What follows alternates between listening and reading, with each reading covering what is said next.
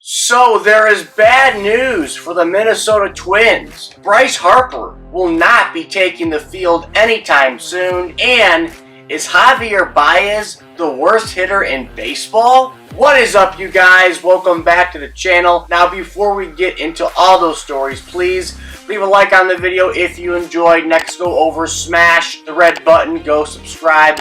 That is the best way to show your support here on the channel. Then go over, ring that bell, get notified so you know when exactly I am uploading great baseball content here on the channel. And finally, if you want to get active, go down below in the comment section. I would love to hear your thoughts on the stories I'll be covering here today. So, as expected, Chris Paddack has gone under the knife because the Twins right-hander underwent Tommy John surgery on his right elbow on Wednesday morning. Now, this is the second time that Paddack has had to have reconstructive elbow surgery. Now, his first occurred back in 2016 when he was just 20 years old with the Padres and their Low A affiliate. Now, this is not good news at all for the Twins, but still not a shocker. I mean, I saw this coming from a mile away when the news broke last week about his injury. I mean, I called it basically. I mean, really, if you think about it. I mean, when I saw that Paddack was saying, he thinks that he'll need Tommy John surgery, to me that was a major indicator that there was a 95% chance that he was going to go under the knife. And I really did believe that. And unfortunately, I was proven right in that situation because what happened? Well, he went under the knife on Wednesday. Now, there is good news to come out of this story because Baldelli said the surgery went as well as could be expected and that a timeline for recovery will be known soon. So that's good news, but again, I mean, it was kind of a given. Like I said a couple weeks ago, nobody knows Chris Paddack's body better than Chris Paddack. Usually pitchers are optimistic, and it was kind of weird that Chris Paddack wasn't. And, he was right. He was right and I was right, so hallelujah for that. But in a way, not good for Chris Paddack. But I will say, pat myself on the back for being a good physician here. I know what I'm talking about, people. See, I know. Go subscribe. I know. Go subscribe because you don't think I know what I'm talking about. I know what I'm talking about. I predicted this from a mile away. So go subscribe. That would be awesome. Now, next, it looks like Bryce Harper will not be on the field for a while as the Phillies offered new information on Bryce Harper's potential timetable to return to right field. Now, that being late July or early August at the absolute earliest. Now, Harper received a PRP injection into his right elbow on Sunday in LA, which he hopes will heal the small tear in his UCL. Now, Harper was not in Wednesday's lineup against the Padres at the bank because he still feels some soreness, which was anticipated, they said.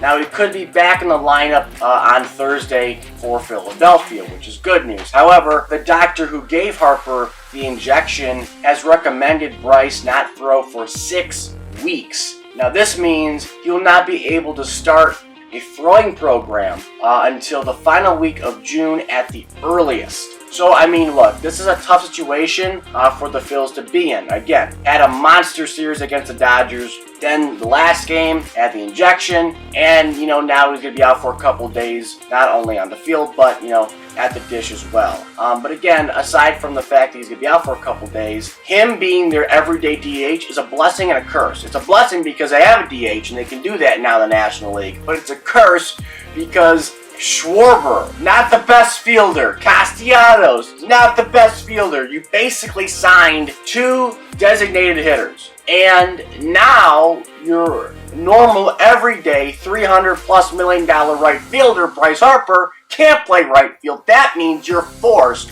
to put him at DH. And then it means you're forced to put either Castellanos or Schwarber out there. And we all know how bad those two can be at defense. I mean, Castellanos sucked defensively. I mean, even when he was in Detroit playing third, he was terrible defensively. He can't play the outfield to save his life. Either can Schwarber, really. He has no range. The problem is both those guys have no range. Bryce Harper can go out there and he can field his position fairly well. Now, he's not Mike Trout, but you know what? He can get the job done. He can slide, to make a diving play. He's able to throw a guy out from right field at the home plate and throw him out, with a missile. He can do those things. That's why he's an all-star MVP. Now, the final thing I was going to cover was going to be about the potential of a Juan Soto trade this summer. But I thought about it. I'm like, you know what? That's not going to happen for a while. I want to talk about Javier Baez absolutely being A with a double S. He's ass. And as you know, the Tigers signed Javier Baez to a 6-year, $140 million contract this offseason. And it's safe to say this could be one of the worst contracts in sports history, yes. Now, when this happened, I wasn't the biggest fan of this Baez deal. Baez was not my first choice to be the Tigers shortstop. He wasn't my second choice. He really wasn't even my third choice. He was my fourth choice, maybe, on a good day.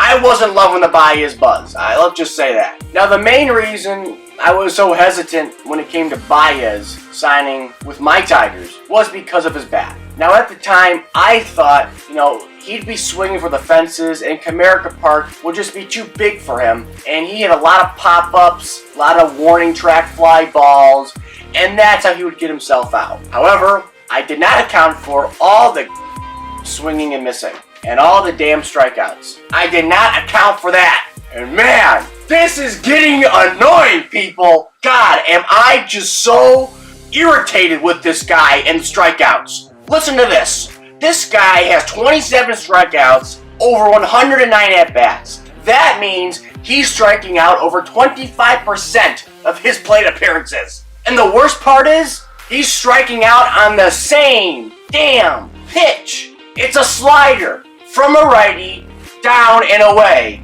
It's the same solitary pitch, at-bat after at-bat, game after game, no matter who's being thrown out there on the opposing side. If it's a right-hander and he can throw a slider, you bet your life that they're going to throw a slider to Javier Baez. And they do, every single solitary time. And it really is pissing me off. Now, for example, I remember the Tigers were playing the Oakland A's in Detroit. And this was a couple weeks ago. Now, Baez was coming up to the dish, with men on base or something late in the game. And there was a lefty on the mound. And the lefty was dealing. So Mark Kotsay, Oakland A's manager, what does he do? He takes out the lefty, calls for the bullpen to get a righty. This dude's playing matchups, righty versus righty. Usually, this happens lefty versus lefty. That's when you call in the lefty just to get the lefty out. I've never, maybe not never, but it's very, very rare that I've seen countless teams play matchups against one particular right-handed batter. Why are they doing this? Because the righty can throw a mediocre slider and he can locate it down and away. And then you had to have that good bite. Then it had to be fast. It could be a 70-something mile an hour slider down and away, and I bet you my life that Baez will swing and miss. This guy doesn't even swing at pitches that are in the same zip code, okay? It is absolutely, unequivocally horrendous to watch this guy try to hit a baseball. He would swing at a damn bird if the thing flew up the home plate. It is absolutely horrific and devastating to watch. Honestly, I pray at some point in the future, particularly the next 6 years, that MLB comes up with a DF, a designated fielder. Yes, because Baez would be great for that position. He brings absolutely no offensive production to this team. They're throwing him sliders, first pitch, and then second pitch. And then to put the cherry on top, they throw it the third time. And he swings and misses at all damn three of them. And it's like, holy shit, you can't be doing this. This is a major league ball club. You are on a major league roster. You can't be striking out every single time you're up to the plate. Watch the ball, Baez. Watch the ball. That's all I got. That's really all I got. I can go all day with this. I'm done.